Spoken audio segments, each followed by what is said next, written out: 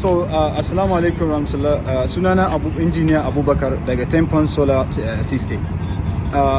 Wannan kamfani da muka kawo muku kamfani ne da yake a cikin Najeriya, kuma babban kamfani wanda muke aikin installation na manya-manyan product na ƙasar nan. Muna installation na church, masallatai, a hotel, kamfanunuwa kamar yadda kuka sani. Wannan kamfani mai albarka da kuka gani a shirye muke da duk lokacin da ka buƙace mu zo inda kake cikin 24 hours.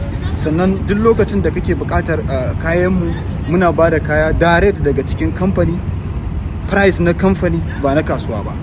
Sannan a shirye muke, muna da injiniyoyi kamar yadda kuka sani, muna da injiniyoyi wanda za su zo su yi muku installation har gurin da kuke da buƙata. Mun gode daga Tanfon Solar, Engineer Abubakar. Na gode daga Kano State.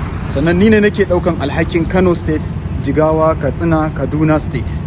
Na gode. Thank you.